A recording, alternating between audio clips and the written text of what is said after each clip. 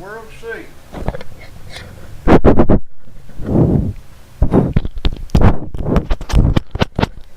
Okay.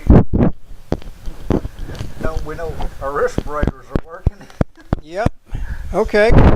These I think work. we're all We're right. in good shape. So now what were you saying, fellas? This is Mr. You want me to tell him who you are? Oh yeah. This is Jerry Kidd Hazel. of Tennessee AKA Avenue. And I've got Hazel about 6 Valley. different names. So And this over here is the truck driver in charge, and everybody knows Wild Bob. And if you don't know who I am, that's even better.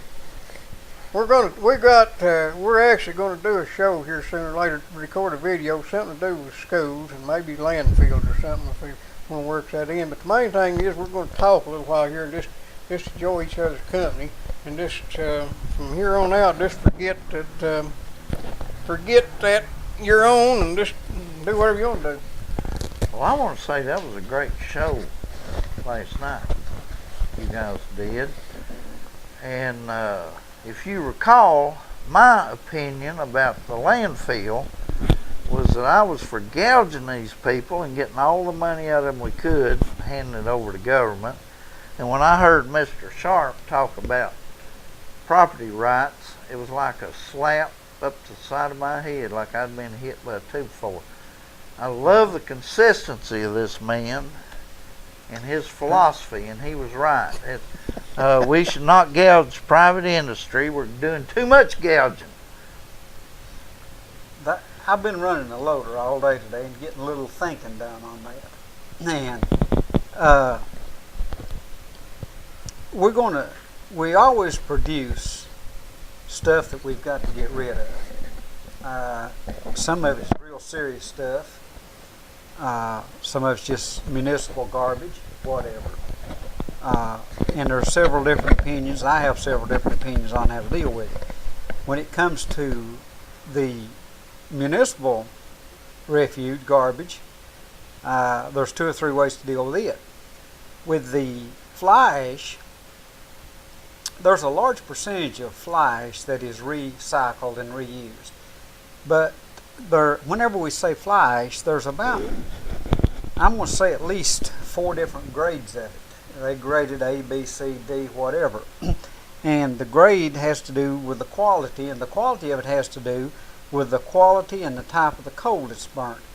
If you have a consistent coal supply of high quality coal, you'll have high quality ash. I guess the closest place we had over here was, can you think of the name of the place, the film place, Kodak or whatever it was? Eastman Kodak. Eastman Kodak produced their own electricity, of course, or whatever, had their own generating plant, and they used nothing but top quality coal. And people stood in line to get their fly ash because they mix it back into concrete. Portland cement uses a lot of it, and it's used for all sorts of other Stick purposes. Stick that in your pocket, Bob. But Stick that in your pocket. The quality of it has to do. Well, let me go back and say this. They use little parts of it in all sorts of things. And there's been a lot of looking into it, but it's undoubtedly not feasible to take the fly ash apart and get the different elements out of it, especially if you need a lot of arsenic or whatever else that's in there, or lead or nickel, maybe whatever's in there. Troublesome neighbors. Well, I believe there's about 11 elements that they always made us aware of that was in it. Here locally, somebody made the statement that it was radioactive. They never informed us where we was working in it that it was radioactive. That was never mentioned. I don't think you'd have any more concentration of radioactivity than you would in just normal dirt. Well, that's what I'm thinking, unless it's added to it. Well, yeah, but now look, I know you expressed some concerns that maybe what somebody slipped in there on the sly. Right. That could well be. Well, you could do that, but now, I don't know what any of you have ever been over to the scrapyard in Knoxville. They have a thing that you go through that if anything radioactive is in that load, then that alarm will sound off. Now, I went over there for many, many months, and I always thought that buzzer meant they'd caught somebody sneaking something out of Walmart. But I found out that it was letting you know if there was something radioactive, which sometimes microwaves will set it off, Now, why would a microwave set it off? Well, no, they just say it will. There's a component in the microwave sometimes will set it off. That's surprising. I can't think of any radioactive material in a microwave. You find them in some old radio tubes, some old Right. voltage regulator tubes. They had and smoke alarms. Smoke Right. alarms have got a radioactive element, but that's some weak- Minute. Yeah. Right. But what I was getting to, I've been thinking about what you said, and I realize that there's a potential there to slip in some stuff that. Well, first off, I'm still going to stick with what I said. If they dump that thing according to the regulations, there's nothing going to hurt anybody there. That's a big if. Yeah. The next thing is, how are you going to enforce that? And I would say that they should keep some. The county should require the dump people to keep a bonded inspector on site. And I don't mean somebody's brother-in-law. I mean somebody with some credentials and something to lose if he messes up, and actually be bonded. And you're not going to get anybody bonded to take responsibility for a cleanup on something unless they're pretty sure their man's going to do what he's supposed to do. The other thing is, I still say that they should not charge private industry more than just a regular licensing fee. 1% of gross is the only thing they're entitled to. But the county, instead of paying to have their garbage hauled out of the county, should have their own landfill and be responsible for it. And we should take garbage from whoever wants to bring it to us. If they want to haul it in New York, okay. We're going to make money off of it. We can pave our roads off of our garbage. And the county is eventually going to be responsible for it. They're going to do their best to make sure they ain't nothing slid in there. Now, there's always somebody that will take a payoff and do the wrong thing, but You don't reckon? that happens everywhere. The main thing that worries me about this ash dump up here is the unknown knowledge about Catching Land Company and the unknown information that we can't get on Davis Energy Company out of South Carolina. You can't find on the internet any information about who owns these two companies, who runs them, or anything. The only connection we've got to this Davis Energy Company out of Seneca, South Carolina, is they have a registered Tennessee agent, and that's Joe Coker, our county attorney. Catching Land Company, their phone's even been disconnected. And they got a P.O. box. Well, they got a P.O. box over in Pioneer. Do they? And so, how do you get a hold of anybody? You can't call them up and talk to them. The one saving grace I think about this whole thing is that little company they've hired to do their investigating, their quality control, the one out of Knoxville. That guy seems to be really honest and open with any question you ask. That kind of puts a little bit different light on things, because you don't know how I've enjoyed being able to call up and talk to people at the dump. Well, yeah, if the land company, the people that own the land don't have a phone to answer, you can't call up and talk to anybody at the dump, can you? Well, a man needs to keep in contact with the dump, man. You never know when something good might come in. Well, it could be like me. I have a permit to operate a gas haul still. And I have never operated it, but I have the license. They keep writing, wanting me to send the license in. I keep sending my $10 fee in every year. But I guess they're still looking for that gas haul steel that I'm supposed to have on the north side of State Road 1408, 1.5 miles north of its intersection with U.S. Highway 64. I guess they're still scouring that area looking for it. I But bet they they found fly it. over it occasionally. Pardon? I bet they fly over it occasionally. But I'll give you my take on the dump, the garbage, burying that sort of stuff. I think each county ought to take care of its own. Okay? Now, if some counties are more better suited to accept garbage from other areas, and if it can be done safely without harm to the environment, and that's always a debatable thing, you know, whether cutting trees down and planting grass is harming the environment or whether it's helping the environment. I don't know whether grass crops produce more oxygen than trees do or not. I just don't really know. I don't know whether anybody's ever done a study on that or not. But I'm very much in favor of a landfill here in Campbell County. We've got plenty of areas. There's some counties that have some of these back roads and people that live on them that have so much trash and junk in their front yard and backyard That sounds like home. that if we just put a ton in everybody's front yard and backyard, nobody'd even know where it was at with it. You know. Well, you know, look, fellas, I want to say something. First off, I think everybody ought to have a landfill, and I think that the next thing is a question of enforcement. There are sufficient laws to take care of the environment if they're enforced. But I'm wondering if it would be harder to slip something illegal into a landfill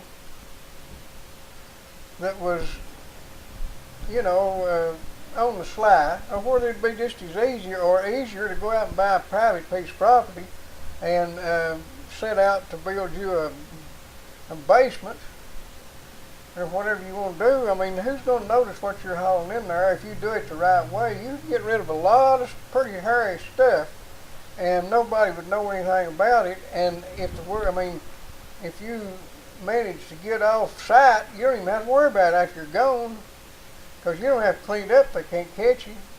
It'll sell for taxes and the county is responsible for it. Well, you know, the EPA laws can be used to as punitive measures against somebody, or in the case of the city of La Follette that buried all those, that took and covered up all those tires over there off of Iron Street that are just full of water, and you can go over there right now this afternoon and your arm will get black with mosquitoes coming out of those old water-filled tires that are halfway buried. You know what the state EPA inspector told me? Yeah, you already covered it up. He said if it's covered up, we can't do anything about it. Which is okay, but if it had been me, they'd have dug it up. You've got all sorts of different rules and loopholes and everything you go to do. Yep. And the classification of a landfill is kind of like at Fleisch. It's classified a whole lot of different ways. One, certain landfills can accept municipal garbage, and then you get into the other stuff. And right now, the state of Tennessee is going to have some hearings as to whether Fleisch, and we keep getting back to Fleisch, and the reason I do that, it's kind of the first information I got on it. It didn't say municipal waste, but I found out later that my understanding is they intend to put in municipal waste. But the Fleisch kind of lost my chain of thought on this thing.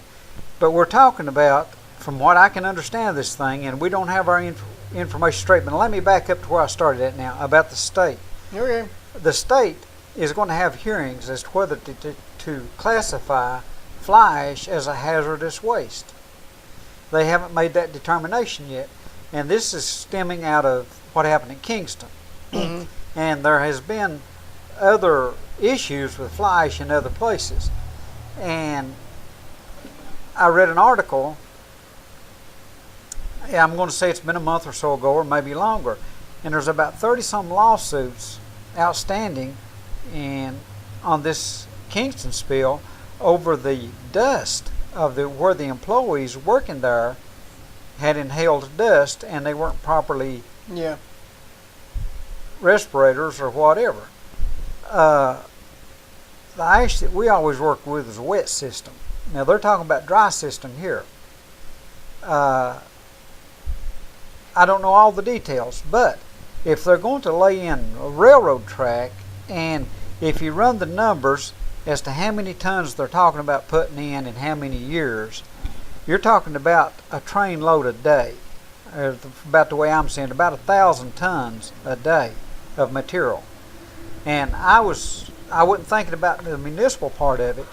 Municipal waste, I don't think will cause you near as much problem. Of course, there's all sorts of stuff in it, of course, and you do have to get rid of it. But the fly ash,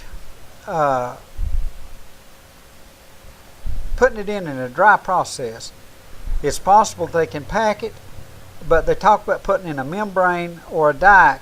Now, if in the dry process it's possible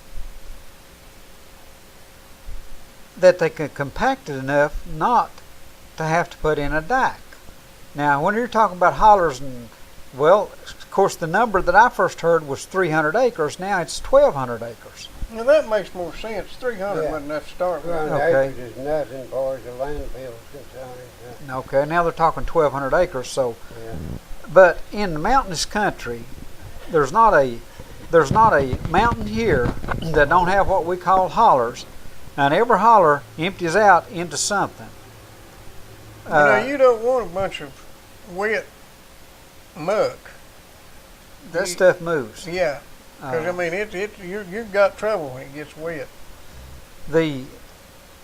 Where we hauled it, we put it in layers. We put in, if I'm not mistaken, about a 10 or 12 foot layer. We offset to where there's a road around, and then we offset back in, just like building what you would call wet it down and pack it down. extremely wet when it comes out of the silos. They wet it extremely. How do they keep it from? Yes, I understood that they could take that stuff and make sheetrock out of it, It's used for all sorts of things. and that you could take it and mix it in some of your concrete. There's all sorts of things that could benefit mankind from this waste. Well, I can speak to the concrete side of it. It has to do with the quality of it, as to what has been burnt to create the fly ash. A lot of our steam plants, and if we go back X many years ago, let's say 30, 35 years ago, there was stuff put through steam plants that, well, you know what red dog is, and slate dumps. Slate burns, becomes red dog, or whatever you want to call it. But back at that point in time, the TVA and where we hauled the coal, and they was untold. Well, there wasn't a slate dump left after that period of time, because everybody cut their coal. They got these old slate dumps, and they cut their coal with it, and the TVA got the shaft. Well, you can't say the TVA, the citizens did, because of the way they loaded the coal and the way they sampled it. And Well, now, didn't they eventually start using, red dog is burnt slate, ain't it? that's correct. Didn't they start using that as aggregate? They used it on roads.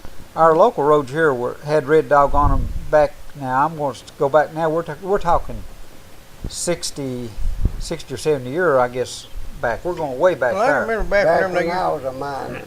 Is that right? When you was mining? I can remember back when they used to have, I've seen red tinted roads where Well, they, what that is, that's slate. Where a slate dump will eventually spontaneously combust if somebody don't set it on fire, because there's a certain amount of coal in slate, and what it'll do, it will burn, and then the red dog is actually, I guess, what you would call the clinker out of it after it is burnt, and they used it in the place of aggregate, as an aggregate. But anyhow, we're going to be back on all kinds of stuff now. well, now I'll tell you what I'd like to do. if anybody's got anything else to say about that, go ahead. Then I'd like to get on the school thing. But anybody got any more contributions on this garbage dump thing? Well, when we I probably will have something to say about this, in the future. So I want to kind of let everybody know where I'm coming from. I'm older than. Well, I like the way Ronnie keeps our head level on property rights. Yeah.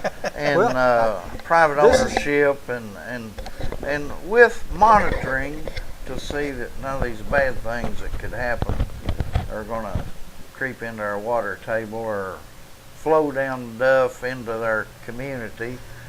But when we have public hearings, I'd really like for you guys to be there.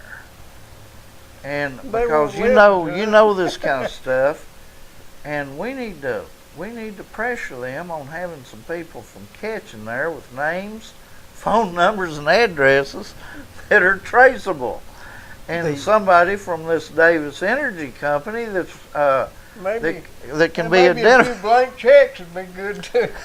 That wouldn't hurt at all. On public hearings,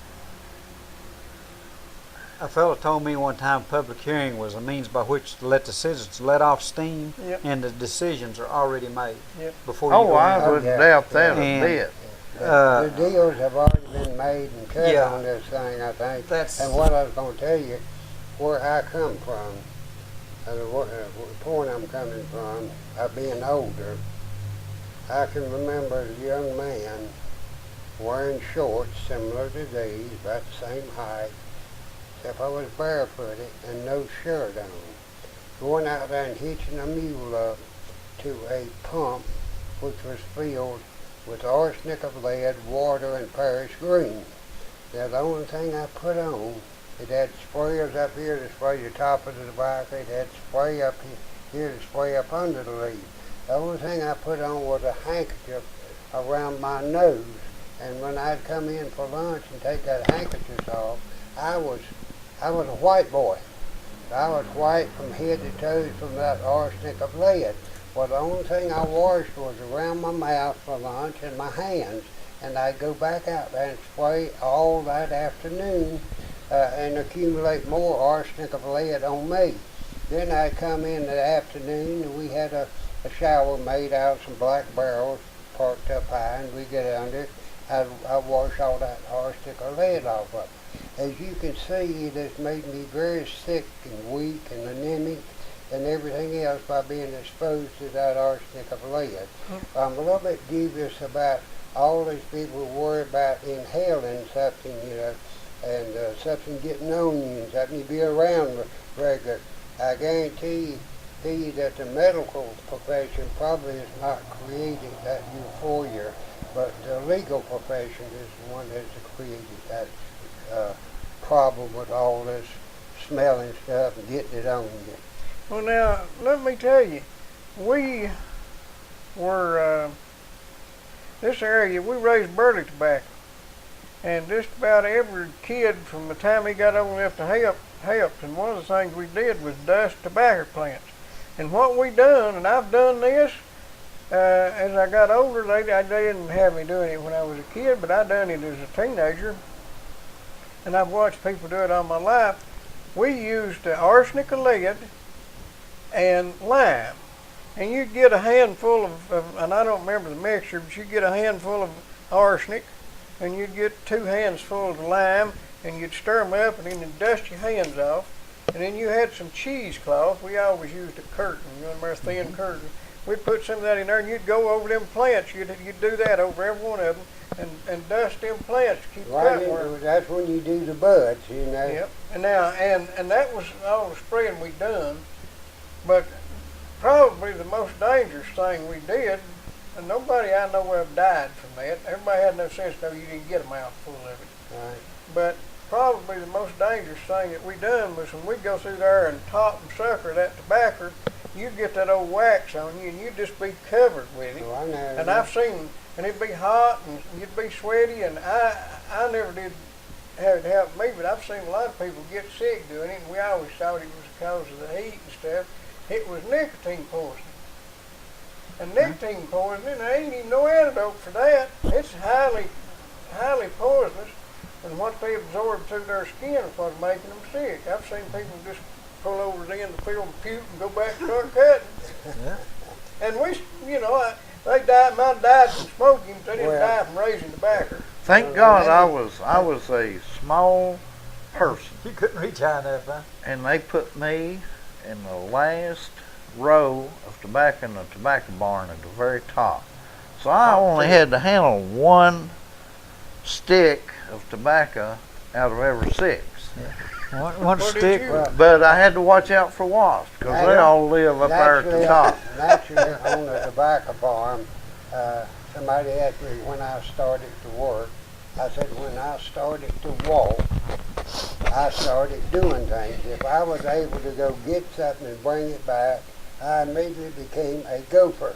You were a water boy before you worked your way up to anything else. One thing that's different nowadays, we worry about health insurance, medical treatment and everything. I mean, that's just on everybody's mind. They get their finger cut, they run to the emergency room, this, that, and the other. Ronnie can tell you, I burnt the whole top off my foot with a scalding pot of hot water. I mean, I spilled the whole pot of scalding hot water on his foot. Now, I doctored that foot myself. I have insurance, it would have paid every penny of it, no deductible. But for less than $10, that foot is well with no scars. If I had gone to the hospital and to the doctor, they would have scraped enough meat off my rear end to have made 2 grafts in case one of them didn't work. They would run up probably a $10,000 to $15,000 bill treating that foot. Now, I treated it myself for less than $10. No scars, no nothing, just maybe a little bit of skin still coming off right there. What did you drop on your toe? Huh? What did you drop on your toe? I believe I dropped one of them things that I use for boat anchors. Yeah. I'm going to tell you one thing, it wouldn't pay to be I'm not bobbed telling toe. everybody to do as I do, but I have a lot of expertise. I see a bullet wound there. Huh? That was heartbreak number 14. Sharp wasn't through it? the leg, buddy. That was a married woman number 14. I broke these toes in a basketball game, and I was afraid to tell anybody I hurt my foot, afraid they wouldn't let me play. So I never did go to the doctor, and I can't bend those toes because I broke them in a basketball game. People used to do that in football and basketball. Get hurt. So, Didn't want to get benched, so they wouldn't say anything. a lot of stuff, I'm like Shakespeare. Dead? It's a tempest in a teapot, that's all it is. Today, the medical profession is all about money. It's not about medicating or caring or curing. A friend of mine, she went through the same test, very painful, needles and electrical circuitry in her shoulder, the same test 3 times because 3 different doctors wanted their own test. They wouldn't read the previous doctor's test. They had to have their own test to read. And after all 3 of these tests, there was nothing prescribed for her problem. Now, how's that for milking the medical industry for money? If a test leads to a solution to the problem, fine. If it does not lead to a solution of the problem or more knowledge about the problem, then they're wasting your time, money, and your well-being. And that's what the medical profession has become. Right. Another thing is, you wouldn't have half as many tests if we wasn't afraid they had to cover every Gonna get base sued. and getting sued. I like to say that in 1598, one of the greatest leaders in the Western world, Queen Elizabeth I, outlawed false and crafty signs. And that law lasted about 200 years. And buddy, the Then Al Gore come along. the progressives and the socialists and the feudalistic promoters have come back with a vengeance. And we have so many false and crafty sciences now. It's True. horrifying. It's all True. about money. But then I'm going to mention this foot here is the same foot that I stuck a pitchfork through my foot to come out between the leaders of my toes. And when I was a young man, I probably was 11, and I told them, I said, I pulled it out, you know, and I told them I stuck a pitchfork to it. They carried me up there and stuck my foot in a bucket of kerosene. I sat up there, and about 30 minutes later, do you know what they said? Are you going to sit up there all day? You going to come back down here and help us? Well, nowadays, you'd be drawing disability for 6 months. Or for the rest of your life. You rest your life, you apply for permanent disability if you'd done that. How did you manage to do that? Jumped out of the barn on it? I don't even want to hear No, it. I don't. Probably wasn't watching what I was doing. The old pitchfork, you know, I almost got a spanking for not having that pitchfork either stuck in the ground or turned over like it's supposed to be. It was sitting there with the forks up, Yeah. and I just hit it with my foot, and it went all the way through, come up between my toes. I can't even Oh, stand it. nice. I'd never had a tetanus shot in my life. Didn't get one then. All I got was a bucket of kerosene. I can't even stand the thoughts of that. My feet, I just can't let nobody get a hold of my feet. I ain't You know, gonna- going to say nothing about them. there are people actually, man, run out if you ain't careful. And man, people actually go and pay people to fool with their feet. I'd shoot them if they come here and won't pile on my toes and stuff. Well, my daddy said, boy, don't ever let anybody operate on your feet or your back. Doctors should be required today to do all their doctoring by home visit. All right. If they find the patient at home beyond helping, then under a doctor's order, they go to the hospital. Otherwise, people should be doctored at home Doctor will and do a lot stay of in their traveling. own bed. Yeah. The back on this landfill, the one of the things that's crossed my mind is, does the county or the residents or anybody have anything whatsoever to say about it? Do they actually have any authority? I'm talking about anything to say that'll have any effect. Why, no. It's The- like the solar No, even- panels, it's a done deal. Well, even you pointed out the fact that the Powers Act has no authority because they've got an escape clause in there. And since the EPA is a higher agency, is going to be monitoring the thing, County Powers Act has no power. That's correct. They don't. And they proved down there at that metal dump, you know, when they put Bob out of business so they could start one of their own Hey. over in another part of town. And that was city, though, is what that was. Yeah, it's the well, local. but that was to help somebody Yeah. start their own dump, see, Uh, or metal place. And that whole thing was designed to put him out of business and to help one of their buddies start their own. And there's not been any oversight or anything out I there. guess that's just an opinion, right? How many? You know, That's just an opinion. No, right? no. My opinions are based on OFACs. Okay. you know, Opinion a facts. lot of the opposition to the landfill in this county is being stirred up by those traditional forces that does not want anything to come in here. You know, there's a certain amount of people here who consider themselves to be the landed aristocracy of Campbell County. And they've got it made, they've got their money, they've stashed things away, they're in good shape financially. But here they are down here debating whether or not to do away with yard sales. And they're not going to provide any means for people to make that money up that they're going to lose. Oh, how'd that vote go the other night? Pardon? How'd that vote go Tuesday night? What, Today. yard sale? They vote not Tuesday? Yeah. Hansford was on TV Monday night Yeah. with Jerry Chadwell, and they were going to vote on it Tuesday night whether to Well, limit was they you for it or against it? to 2 yard sales a year. Now Hansford thought it would pass. Was he going to vote for it? No, he was going to vote against it. You know, that's what got Cliff Jennings in there originally, was the yard sale thing.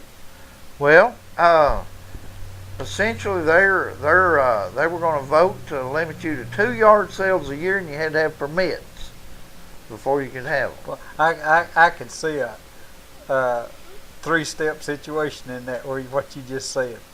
Well, But anyway, let me get back to my opinion real quick. My idea about this metal place out here and the city jumping in on him, I base that on what I call sequence of events and the synchronicity of how those sequence of events occur.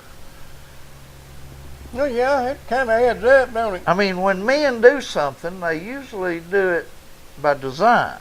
Well, let me ask you something. I mean, they didn't show up down here out of a vacuum. They always say when they do these ordinances, for the public good, the people demand it. What's the public good of outlawing yard sales? Exactly. It's no public good at all. It's for private business. Well, now, actually, yard sales affect my business because people can go to yard sales and buy the same sort of thing that I sell, and a lot of times So you're the one against the yard sale. Cheaper, okay? But I am for these yard sales because I sympathize with these people who have no way to make any income here unless they drive to Anderson County or go somewhere else because they're not going to find employment here in Campbell County.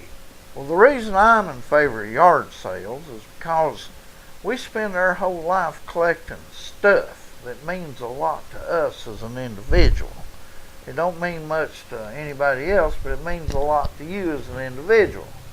Well, when you get old and die, they hold a yard sale, and that's the end of you right there in your stuff. Well, and you got to have a yard sale when you die to get rid of that stuff you've been collecting your whole life. Well, when I came up here, I moved up here, I said in jest, my wife wanted to know how people made a living up here. I said, well, they buy and sell back and forth with one another. yeah.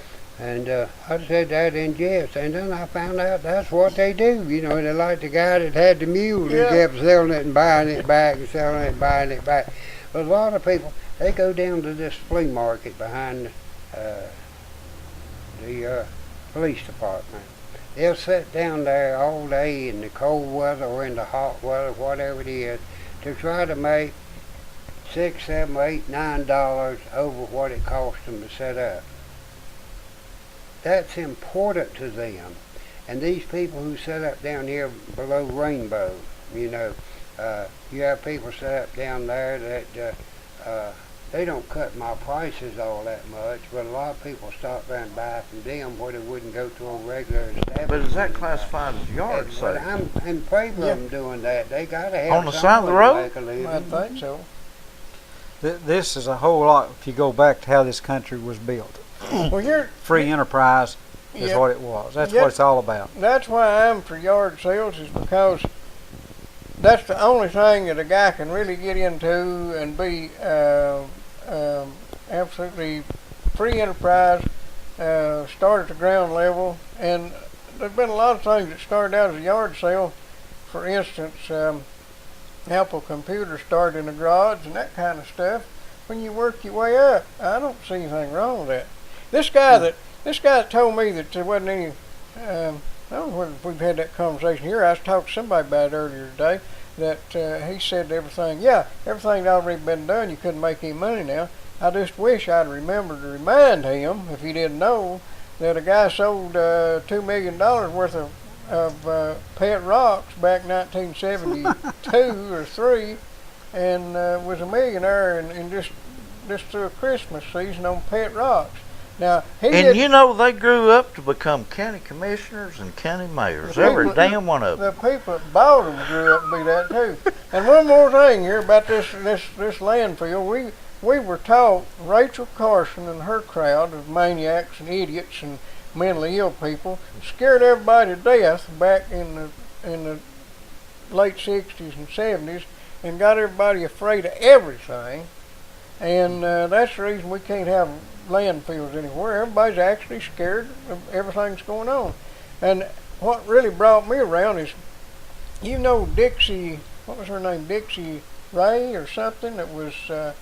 She was from Washington State. I think she was the head of the Nuclear Regulatory Agency for a while. Dixie Lee Ray or something her name was. She's a woman. Well, anyway, she wrote this book, and I had never thought about it before, but she said, why are we moving all this here, these hazardous waste, this concrete over it and forget about it? Made sense. She said, if all these things are so toxic, why is it that we have all these new chemicals in our environment that we didn't have 100 years ago, and people are living 30 years longer than they did 100 years ago? So I'm sure that all those things are killing us. It's just taking a hell of a long time to get the job done. Maybe we're a little tougher. Maybe we've developed a better immune system. Yeah, and she also pointed out that the people from Hiroshima and Nagasaki, some of them were just incinerated, and some of them were poisoned and died in 30 minutes, and some of them died in 3 months. But the ones that survived the attack still had were overdosed on radiation, and they're actually living longer than the people that were not. I mean, they're living into their hundreds, making 100, living to be 100 years old. Of course, I know all sick and weak died out.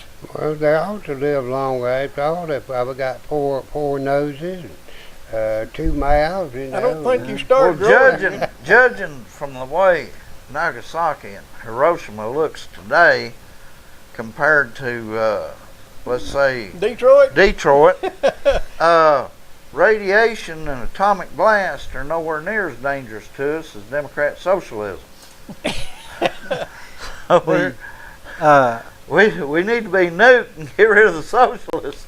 What we read and what we're told through the news media and whatever else, there she is. A lot of it, I believe, boils down to somebody's opinion, or it's skewed for the and not purpose. Based on fact. Is not based on fact.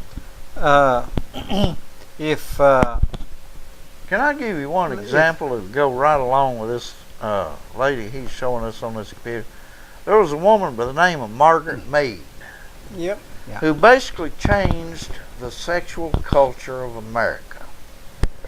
And the way she did this was she traveled to some South Sea islands down in the Pacific Islands, Southern Pacific Islands, and she studied native culture. Well, what she did, she went down there, and these girls, if they would tell her about their private sex life, she'd give them money, pay them. And they found that the more they embellished the story, the more they got paid. Right. So these girls were coming back, and these people in these tribes had very strict morals. Mm-hmm.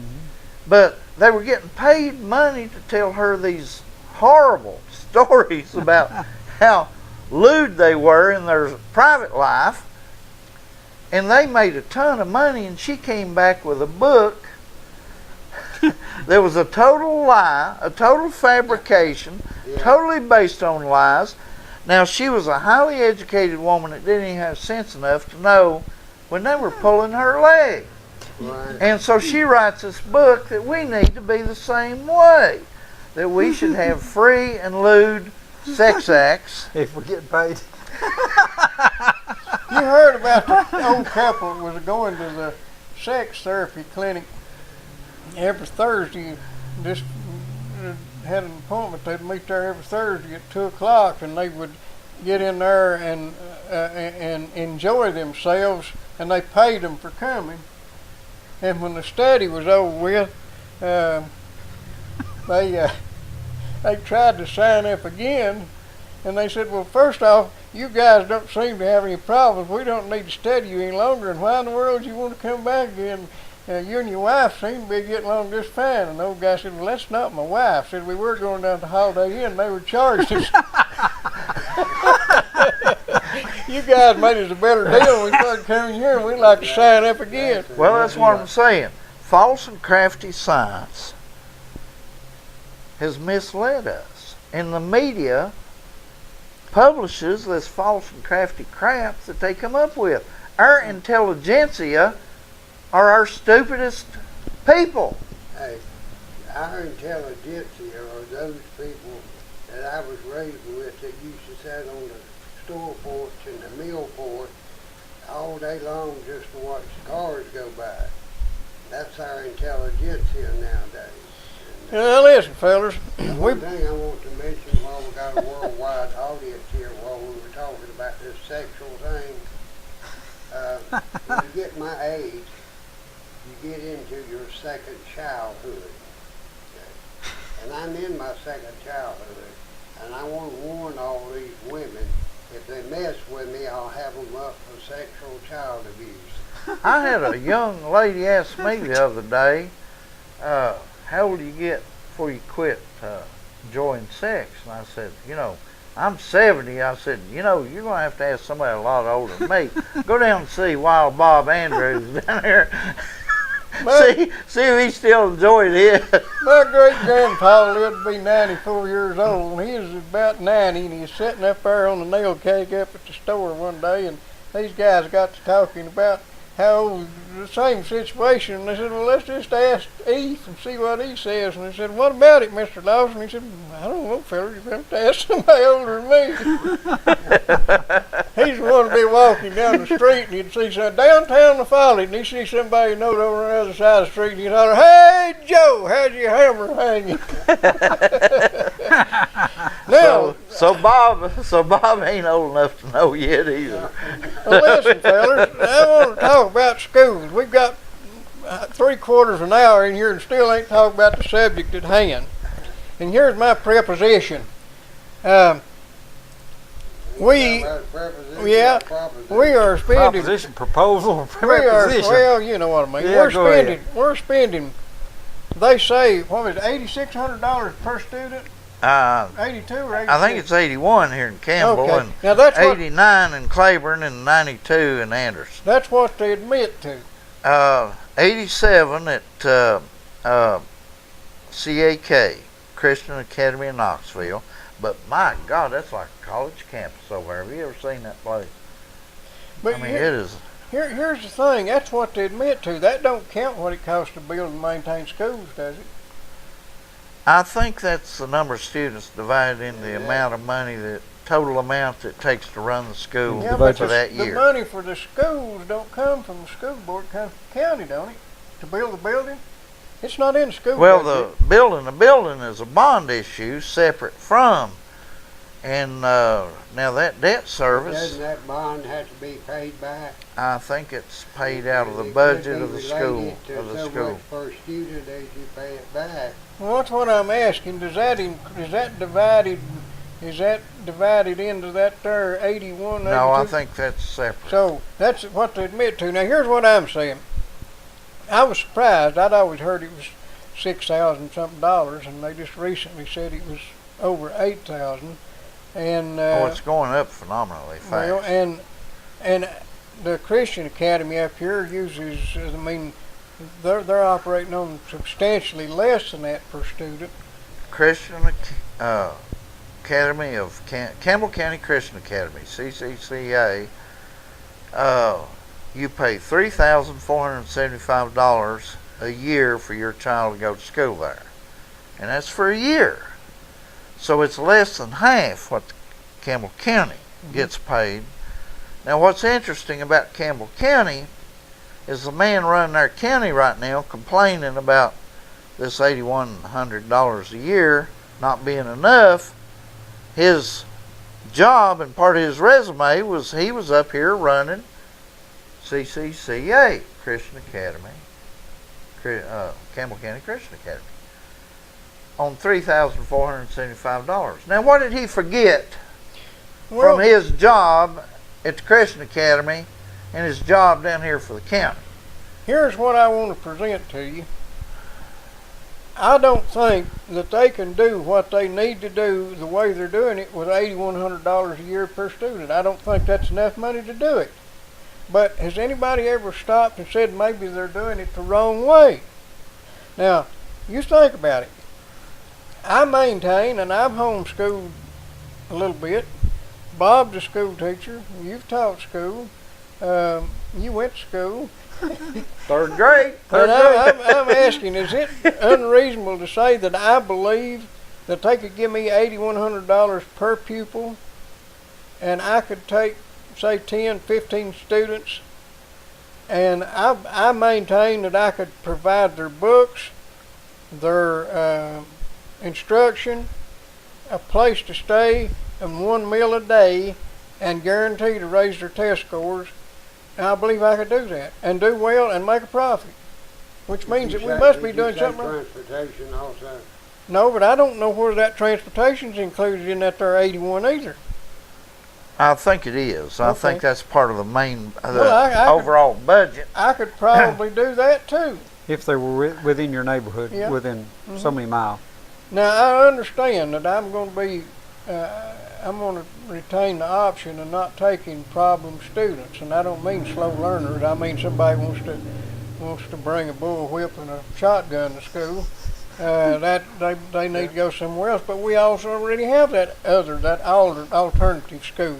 So we're doing something wrong. We need to rethink the way we're doing business rather than just keep pouring more money into doing something the wrong way. And that, if you guys want to join in, Well, I uncovered another interesting fact about our school system. Now, I don't know if this is statewide. The information I got only applies to Campbell County.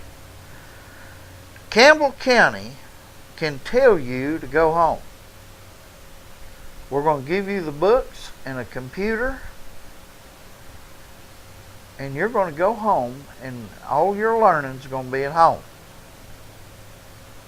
And we'll test you and everything, but we're going to keep all the money here at the school. Yep. Now, look how much they cut cost on transportation, feeding you, discipline problems, and all that. But they still get to keep all the money, but they can send you home Are you saying with books and a computer, and you'll have study on the computer, and they'll test you at the end of the year. I wasn't aware of that? I wasn't either till can't- this morning. can't. Now, I've not got a good source on this yet. I need to do some more digging into it. That's probably a valid idea, but you would start a revolution in this county if that were put into effect, because there's so many people here who depend on the school system as their babysitter. Well, my understanding it's already implemented, but the county's keeping the money and the same level These people the same number of employees. These people are paying. No, it's not mandatory, but if you opt to do this, you can do it. Well, they're sending these people that are sending their kids to Campbell County Christian Academy don't get any tax refund. No, they get not, $8,100. and they get no money from the school. We do not have a voucher program in Tennessee. Now, here's something else.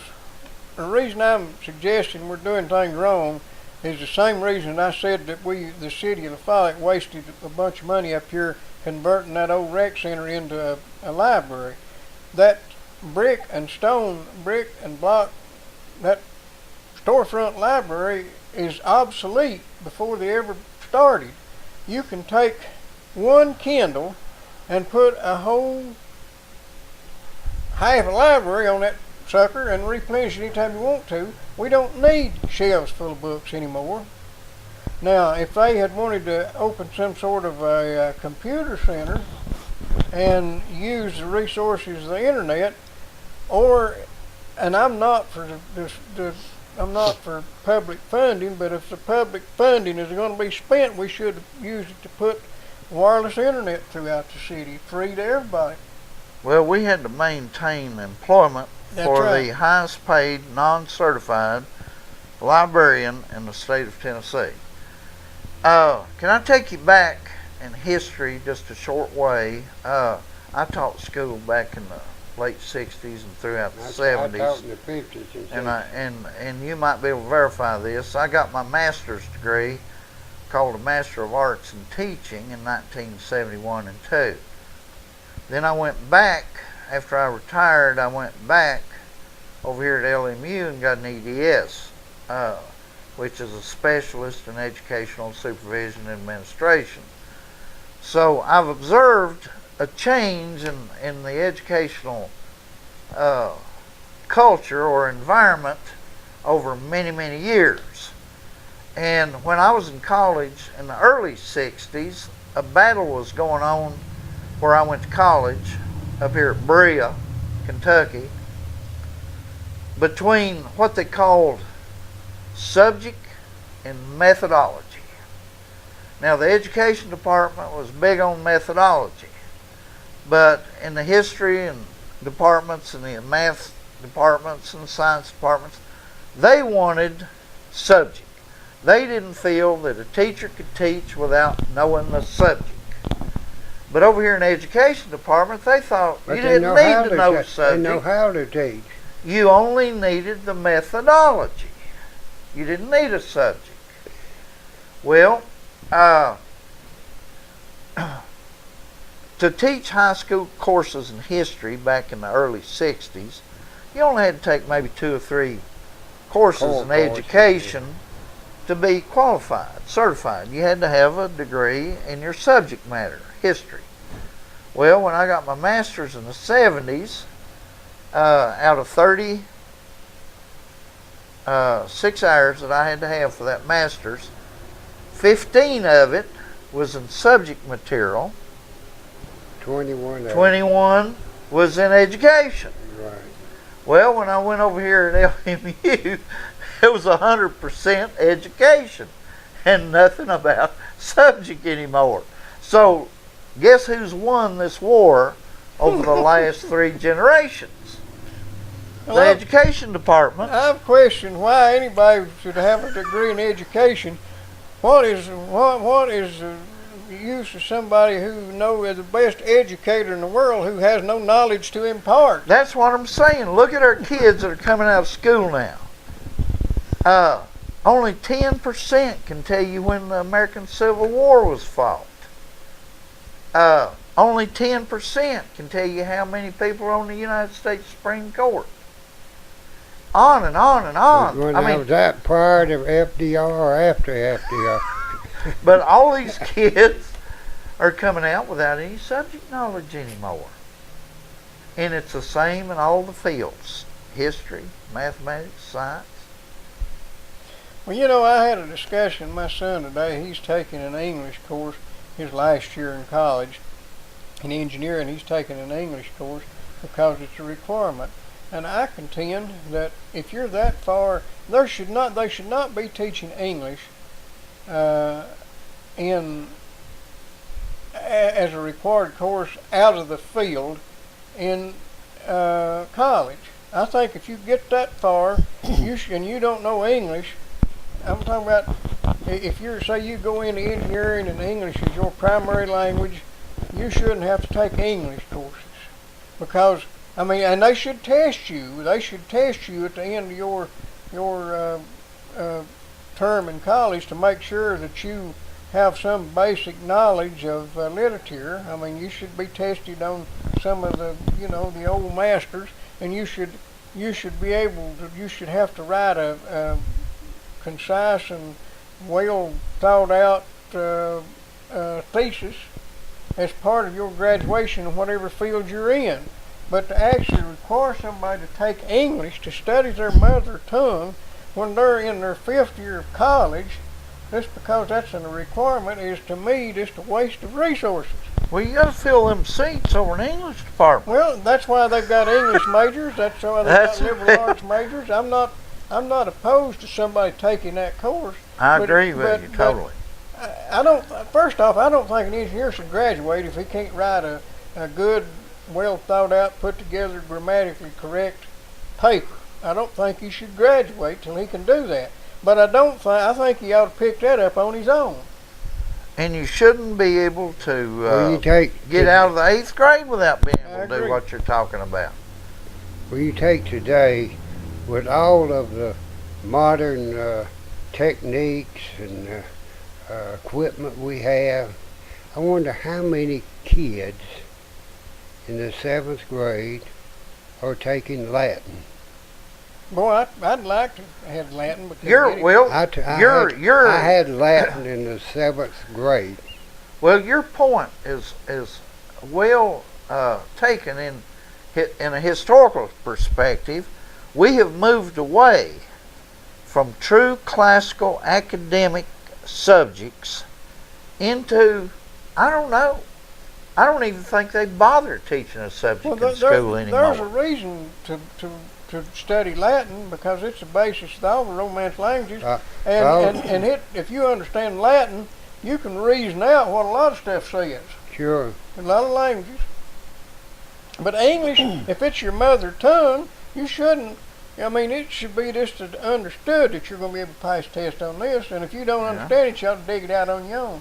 And if you look at the trend in education today, you should be alarmed by the fact that enrollment over the last 50 years has only increased 8%. Employment has doubled in our public school systems. Yeah. Spending has quadrupled. Which means we must be doing it the wrong way. Results Have diminished. have diminished considerably. Absolutely. You know what really blew my mind? 2 years ago, year before, not this past spring, but the year before, TCAP scores in Tennessee were going down, down, down every year. Yeah. And they decided something had to be done. So they told the teachers, they didn't publicize this, but they told the teachers to help the children this year. Are you talking about help them put Help the 'em. answers on the paper? Help Is that what them you're with their saying? exams. The state bragged about, oh, we're showing improvement now. But it was only 1%. Now, are our teachers only capable of bringing their children up 1%. 1% by openly cheating on the When you test? take your colleges, you know, they're in a bad, if not worse shape than the public education system. A freshman goes into UT or the University of North Carolina, he's still having to read Catcher in the Rye.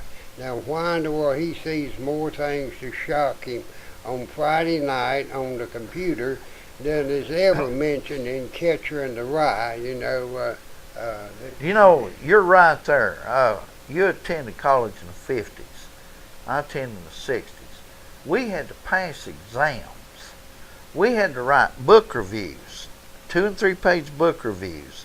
And you had to read the book to write a review about it, or, I mean, they didn't have all these cheat sheets or internet where you could dig it up. Well, old Cliff come in handy. You had to write 15, 25 page research papers, but you had to pass exams. You had a passing grade, and you had to take a test, and you had to pass that test. Well, in the 70s, when I got my master's degree, the tests were dropped to 1 test a course. We used to have to take at least 3 tests throughout a course in the 60s. In the early 70s, we only had to take 1 test per course. 2005 and 6 over here at LMU, I never seen the first test. There wasn't a single question asked to see if I'd learned anything in that program or not. Well, when I was in undergraduate school, I worked usually 2 shifts. I'd work from 11 to 2 and from 5 to 8 in a restaurant. I worked out a deal where I could stay in the restaurant from 2 to 5 and study. Because in the winter, in the warm months, it had good air conditioning. In the winter months, it was good and warm. Did you take tests in the 50s? Unless I need to go to the library or something, which you didn't have any computers or anything then. I studied there on my job between 2 and 5. And then, if I had all my work done, I might go drink a beer and eat a pizza or something afterwards, even though I worked in the restaurant. But usually I had to go home at 8 o'clock and burn the books till about 11 o'clock at night. And because the workload, getting to bed at 11 o'clock was a treat back when I was in school. What you was stating there about English, having to take an English course, and that far in college, that makes no sense whatsoever, because to get to that level He in was college. supposed to take it his freshman year, and he Oh, bypassed. no, there's more than one course required, but it shouldn't be required at all in Well, engineering. Because all the humanities I took was in the first 2 You years. should not. Well, it's hard. The problem is engineering, for instance, is a 4-year course. Almost impossible to do it in 4 years because you can't get all your class schedules worked out. They're prerequisites. They do that intentionally to get another that's year so they out get, of you. well, it's so they can get certified too. They can't get. They got too much class material, and not enough to get certification for 5 years, but enough for 4 years. So they pretend like you can do it in 4 years. Now, But when you had to go 5th year when I was in college, it's because you partied too much. well, You had to the thing about it make is, up some subjects. what I contend is that if you're in a specialty field like that, you should not be accepted to the college if you can't pass a freshman English course. So, I mean, if you can't if you can't meet the requirements for a freshman English course when you're entered into engineering school, assuming that's your mother tongue, I mean, I'm going to say, okay, we'll teach him some basic English after he gets in here if he's from Siam or somewhere. But if you're born, bred, and raised here in the United States, and you don't know enough basic English, but you shouldn't be accepted. You're going to have to go to some sort of remedial education to get in. Now, when I went to college, we had what was called the sophomore exams at the end of your sophomore year. Did you have to take them? And it was tested on the very subjects you're talking about. And if you couldn't pass it, and you had to you had to sit there in a room and write a paper on a subject they gave you right then. You didn't know what they were going to give you till it was laid down in front of you. You had to write a 3 or 4 or 5 page paper on it. Then you were also tested in a lot of knowledge areas in the humanities. English, art, music, just the basic subjects that you should know before you get into your professional area. And we had to pass those sophomore exams before we could go into whatever our major was. And then once we passed that sophomore exam, got into our major area, we didn't have to fool with those subjects anymore. They knew we could read and write by the time we got into our junior year. In a lot of countries that the children are a lot smarter than they are here.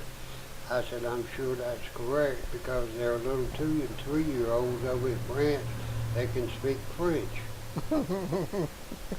Well, you know, I don't think that you should be required to take history or English in college, but I think you should be tested on it before you get in. And I used to think history was the biggest joke for a subject there was, but I think now it should be a really pushed. It should be taught in grade school and high school to the point when you get out, you know that stuff. I mean, that's what grade school and high school should be for. Is to teach you what the country's all about and how to write a sentence. That's a little bit history. Yesterday is history. History is being made every day, and that means that you're going to have to know more of it as you go along. Is there such a point to where that you get to where you can, and then once you get to the age that we are, when we were in school, when we were taught history, after we get out here in the world and years behind us, we know that history is not.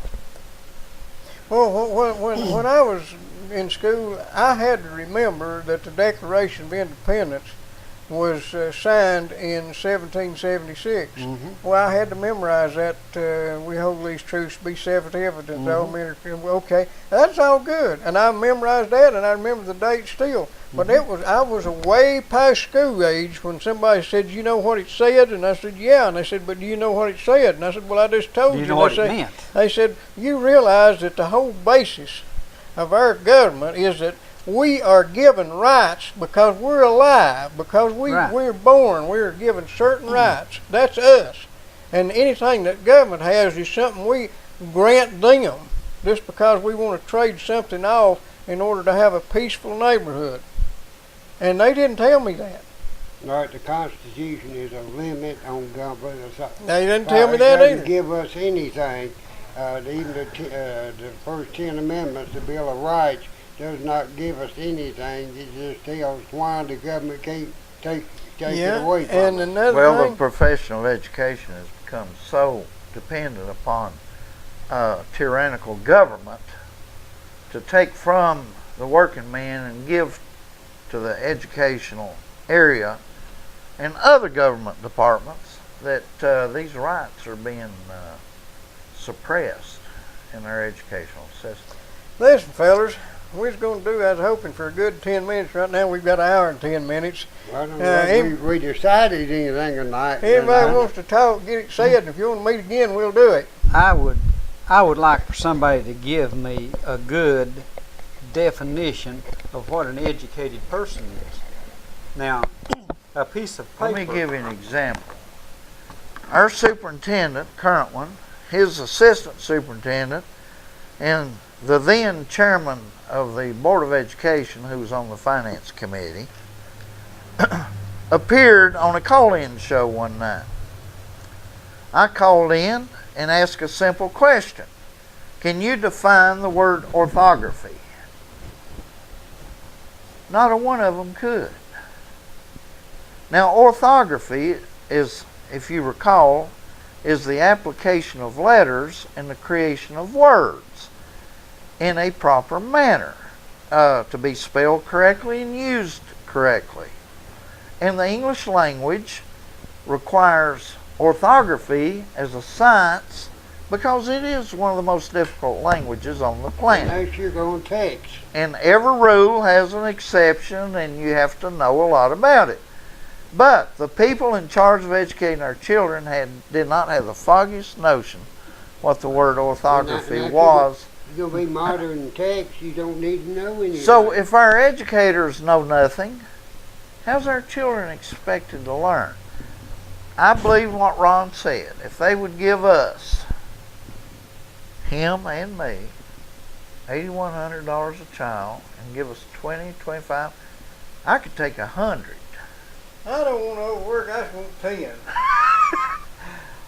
We could have these kids. We could have these kids quoting Shakespeare after 12 years. I would. Well, they sure wouldn't know. And they would know. They would know quadratic equations inside and out. They wouldn't know all the pop culture that's going on, but they might know something about Rupert Snakespeare. Well, they wouldn't know. They would know how to diagram a sentence.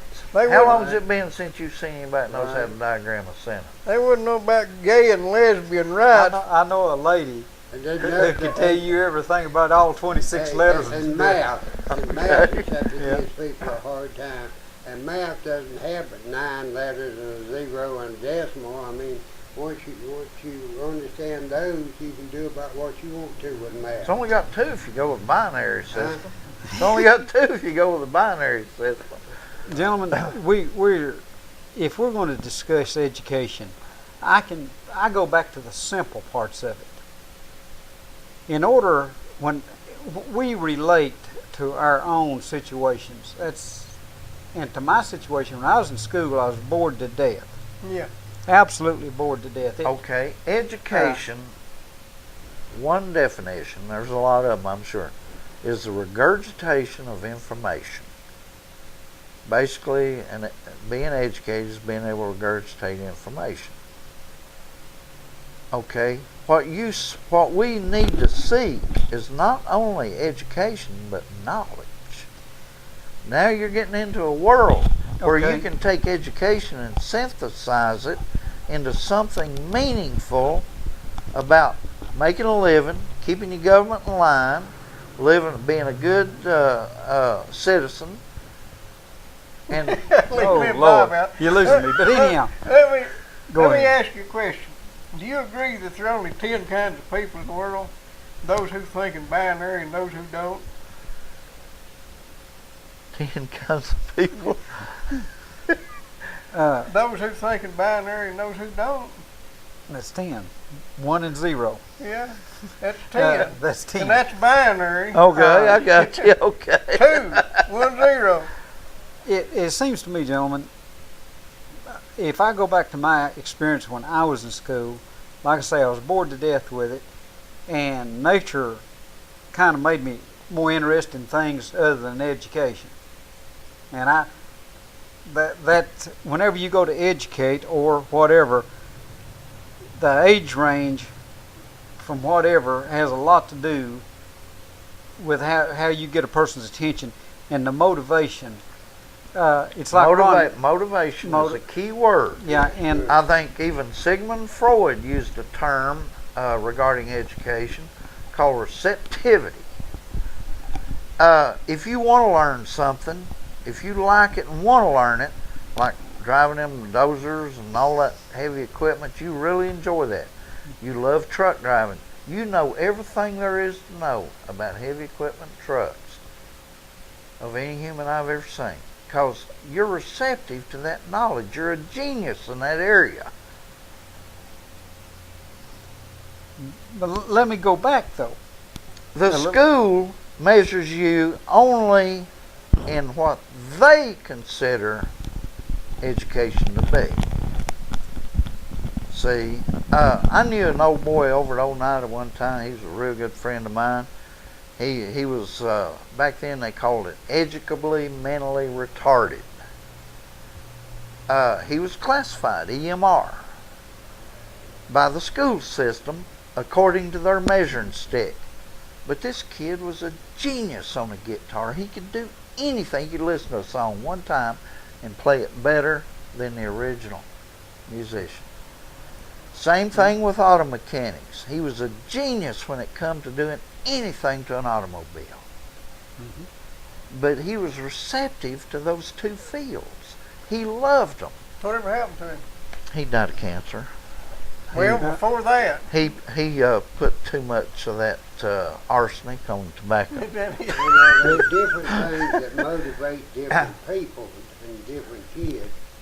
My motivator was mainly, it was so much easier to go to school than it was to stay at home on that farm. Do you repair your, like a washer and dryer, somebody comes in, sells you something, the belt's wore out, do you repair it yourself? I can some, but I basically have a man to come and do the repair work. Oh, okay. But there ain't nothing you can't learn about something when you want to. I'm sure. That's the way it is. I mean, look at this guy. You know, This guy dropped out of the 3rd grade, but he's a No, I genius in finished his the third. field. Oh, I did you? finished the third Oh, okay. That's You dropped out after the 3rd. yeah. Well, you know, used to, there was a time when having a 3rd grade education meant Well, he something. was in college when I was there, and he's getting good grades. Okay. He comes down to my place for a job, and I said, well, I said, what I do, I'll work you some here, and I'll send you to the technical school, and you learn how to work on washers and dryers and appliances. Oh, do that, okay. You know, they didn't want to do it. Anybody, if they don't want to do it, they're not going to do it. Motivation and receptivity. Exactly what you're talking about. In our school system, our school system does not know how to motivate or to create receptivity in children. Now, there's right above Bristol, I'm not sure what county that is in Virginia, right over the line, Scott County, I think, in Virginia. They have a program where each child comes in with their parents. And basically the child tells the educator or the counselor what he wants to be when he grows up. And they create an educational plan for this child, designed specifically. It's an individualized curriculum. He's not thrown in a cattle car and shipped to a warehouse like so many of our children. He designed, if he's interested in cars, they work up a program for him to grow up. Oh yeah, when I started teaching school, I was going to really motivate my children. So in our civics class, I decided we would go to a court. Of course, there was no court in our community. We had to go to the county seat to attend the court session. And of course, I think we got into the criminal court, I believe it was.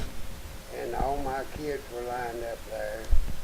And so help me, the first case that they called was that of a doctor that had delivered most of them, and it had him up for fathering a bastard child. Is that illegal? uh, Back to where you was talking about the English language, and if to simplify everything, every person out here is a teacher. We teach somebody something about every day, or we learn something every day. I mean, if we're active and out here, we're looking and seeing, and we're swapping information. I'll give you an idea. You give me one. We may accept it. We may not. But yet, we're educating every day. Well, now back up to the word like receptive. Some people will catch stuff, and they'll learn. They got shots for most of Yeah, but to simplify the thing, in my opinion, what you were talking about taking English, let me go back and say this. To my understanding, or the way I feel about it is that English, or any language, whatever it is, the key to learning is being able to read something and comprehend it. And that's where I had a major difficulty, and I still have it, is to read something and comprehend it. And that's how we pass information from one generation or from one person to the other if we can't do it verbally, is do it in writing. And a person has to be able to read it and understand it. Or they've got to be, what you was talking about, and you also, be able to put it in writing to where that the other person can understand the message that you're trying to deliver to them. And that's the key to learning. Once you learn how to read, this is the key. But aren't there things that you can read and you soak up every word of it? Or do you let Raymond take care of that? It would take a long time. It would take a long time for me to go through all these words. I have a difficulty reading. I do. I read something, and if it don't make no sense, I go back and read it again. I read it again. But don't you find that some things are simpler for you than others? Some things are. Here's the point, though. The things that you need to work on, the things you need to do, you manage to read it and understand it to the point you master it. I don't think they ought to test you on your reading skills. If you're going to be a diesel mechanic, they ought to test you on results. Mm-hmm. And I really don't think that and another thing, you do have to be able to read and comprehend, and you've proved you can do that. You don't realize it, but you do. But I have to read it sometimes too. Well, that don't make no difference. Still, yet it gets the job done. That's right. Mm-hmm. So that's what you should be tested on as far as language skills when you go into a field other than language. Mm-hmm. Now, if you're going to study language, of course, you need to be taught language. Mm-hmm. But if you're going to study neuroscience, you need to be able to read and understand and absorb the material, but you don't need necessarily to be an expert on how to diagram that sentence. Right. Or to quote Yates. As long as you can transfer the information from one person to the other, and that information, you write it down there, it can be there for, well, just like the internet or whatever else, and we could get into all kinds of discussions as how to transfer that information. But I'm talking about English. If you can't read and understand, that's the key. That's when they get down there and says, dog chases cat. Well, in the first grade up. You can look at civilizations down through the years. Those that have had a written language have progressed more than those who did not have a written language and a place to store that information. That's how that 2 generations or 3 generations before us can transfer the information to us. Right. Well, I'm not arguing against language. I'm not I'm not arguing against studying language. I'm just saying that if your specialty is engineering, for instance, because that's what I'm more familiar with, it should be just a given that you understand language. If your major is engineering, you're dealing not just with English, you're dealing with another vocabulary. that gets into the Here's engineering department of Here's it. my point. If you're 18, 19 years old and entering college and have not mastered English, you don't have a chance in engineering anyway. That's correct. Well, all education should be a means to an end. Yeah. And whether it be language or whatever it is, it should be a means to an end. And Speaking of ends, fellas, that's called goal-oriented. Right, you ought to be able to curriculum. test that end result rather than the mechanism. You're going to have a heck of a time speaking of editing ends, I'm this. going to run out of storage capacity. We're going to have to continue this at a later date. Okay. We can do that. Okay. Thank you Jordan. very much. We are there for the world to see.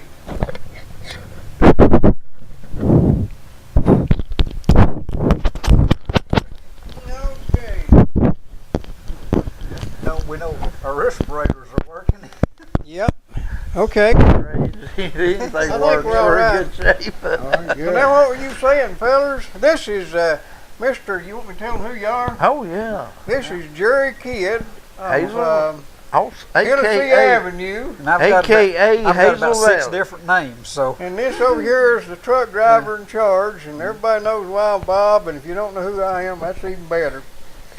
We're actually gonna do a show here sooner or later, record a video, something to do with schools and maybe landfills or something if we want to work that in. But the main thing is we're gonna talk a little while here and just enjoy each other's company, and just from here on out, just forget that you're on and just do whatever you want to do. Well, I want to say that was a great show last night. You guys did. And if you recall, my opinion about the landfill was that I was for gouging these people and getting all the money out of them we could, handing it over to government. And when I heard Mr. Sharp talk about property rights, it was like a slap up the side of my head, like I'd been hit by a 2-4. I love the consistency of this man and his philosophy, and he was right. We should not gouge private industry. We're doing too much gouging. I've been running a loader all day today and getting a little thinking done on that. And we always produce stuff that we've got to get rid of. Some of it's real serious stuff. Some of it's just municipal garbage, whatever. And there are several different opinions. I have several different opinions on how to deal with it. When it comes to the municipal refuse, garbage, there's 2 or 3 ways to deal with it. With the fly ash, there's a large percentage of fly ash that is recycled and reused. But whenever we say fly ash, there's about, I'm going to say at least 4 different grades of it. They graded A, B, C, D, whatever. And the grade has to do with the quality, and the quality of it has to do with the quality and the type of the coal that's burnt. If you have a consistent coal supply of high quality coal, you'll have high quality ash. I guess the closest place we had over here was, can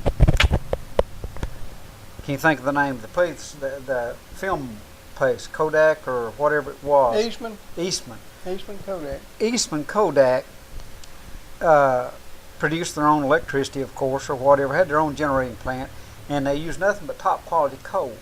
And people stood in line to get their fly ash because they mix it back into concrete.